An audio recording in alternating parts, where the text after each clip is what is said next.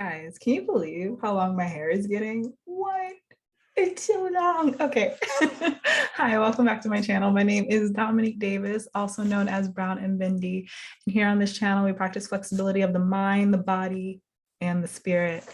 Today, we have some brushing up to do, just some reviewing and taking stock, because we have been talking about so many concepts over the past few weeks. And every few daily lessons, I want to ground ourselves so that we can make sure that we are not taking in new information without integrating it. So if we can inhale together, exhale, find a little bit of stillness, let the body become heavy. One more time, inhale through the nose, exhale through the mouth. Very, very nice. I want to make sure, for those of you who consider me a coach, consider me a teacher, this is for you. I want to make sure that you are doing your daily gratitude list as well as scripting as often as possible. I recommend daily scripting, but I myself, I haven't scripted for the past 2 nights. That being said, that's after a month of consistent scripting. And I will say it's so interesting the way that the universal conscious energy slips back in when you try to hold yourself to a higher vibration, when you get away from your practices. The reason I feel like scripting is so important is that scripting allows us to see a bigger picture for ourselves, dream bigger, if you would like to call it that. And personally, I find that when I take breaks from scripting, I get back to normal life. I get back to reality and I stop dreaming. I stop believing in all that God can do for me. So if you have not gotten on the scripting train, I highly, highly recommend it. I plan on lighting some candles and scripting tonight, getting back into my groove. As far as the gratitude list, another reminder of the human condition. The human condition is to notice what we are lacking, to notice what we are fearful of so that we may survive. So by making a gratitude list every day, we are able to balance out this human condition of noticing everything wrong with the world with finding gratitude, with finding contentment, especially if we were raised to not be super grateful for anything. Making a daily gratitude list can then contribute to the identity shift of being a grateful person. Okay, going forward, contentment. Now, for those of us who have been on this daily gratitude list and this daily scripting list and meditating, visualizing, like really going hard with the vision that we're creating for 2020, I want to just make sure that we are not getting so wrapped up in the vision for our future that we're separating the vision of the future from our current reality. That's where a lot of us get caught up when we start manifesting. We start seeing this beautiful life for ourselves and we then stop meditating, or we come back to our present moment and we see the difference and we become discouraged by the difference. So one thing that we can do to blur the line between our future reality and our present reality is practice contentment and gratitude. By practicing contentment and gratitude, we are able to hold the energy in our body that we will be holding when we attract our reality. I think that it's so important to dream big and to see a lot for yourself, but we have to remember that we are going to be the same exact person. Getting a job, moving to a specific place, finding the love of your life, all of these external things are not going to change who we are as people. So it's our responsibility to make sure that on a daily basis, we are becoming the people that we want to be, so that when we manifest the reality that we desire, that we are able to maintain it through our personalities, the personality that we created. The thing about wanting, the thing about desiring is that it's a balancing act. It's a balancing act between understanding what you want for yourself, so you know what steps to take, so you know what serves you and what doesn't serve you as you make your way there. But oftentimes we want things with such desperation that we create that resistance. We create all these ideas of what will happen if we don't get this thing, or fear. We just create fear of not having.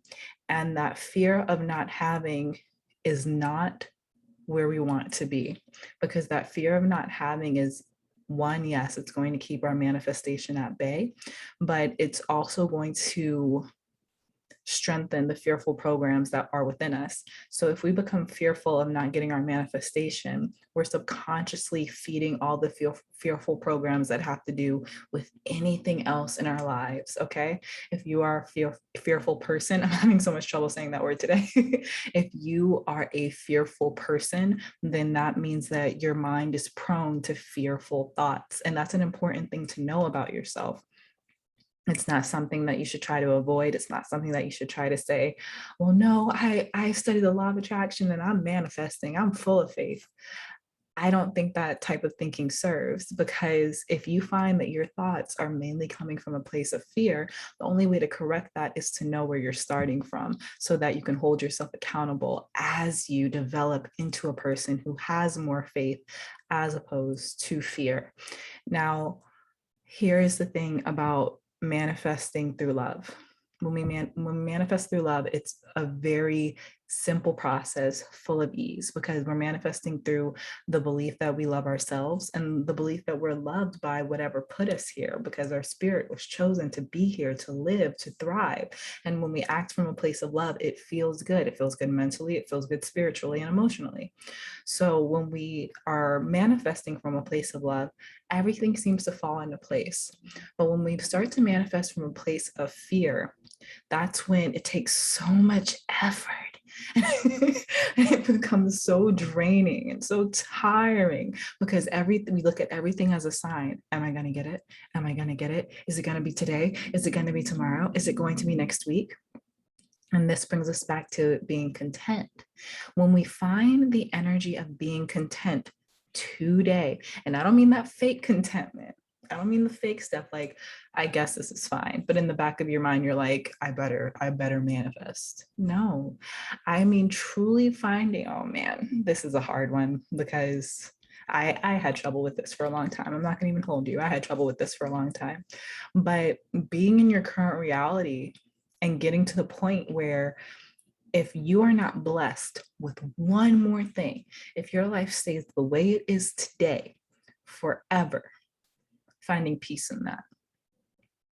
Now, we're not incorporating faith just yet. We're not saying, well, I have faith that my life will change. Of course, good, you should.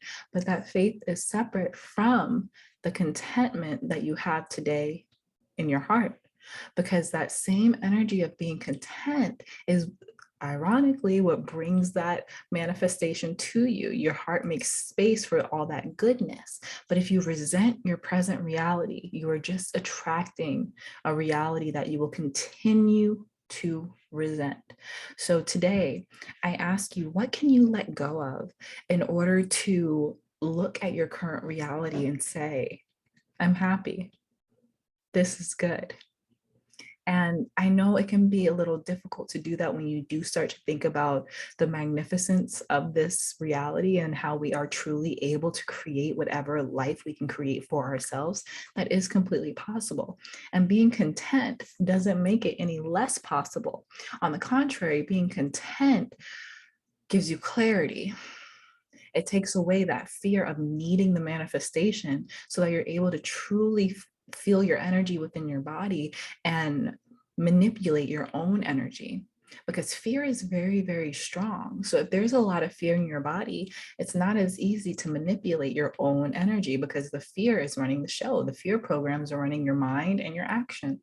So when we start to let go of the fear, and when we start to look at our present reality, no matter how crusty it is, at all. I remember the first time I did this, my husband and I lived with my mom. And, I never really told you guys this, but we're so far removed from it. So I'm just going to be honest. When I started taking Brown and Bendy seriously, my husband and I lived with my mom in a 2-bedroom apartment. And my mom is disabled, so that brought up a lot of childhood stuff for me, and it was something that I was dealing with on a daily basis. We had no car, so my husband and I were using my mom's car And he was taking it to get to work. We lived with my mom, who lived outside of Charlotte, and my husband's job was still in Charlotte. So he would be taking my mom's car to Charlotte every day to go to work. So I would be home with my mom and the baby with no transportation.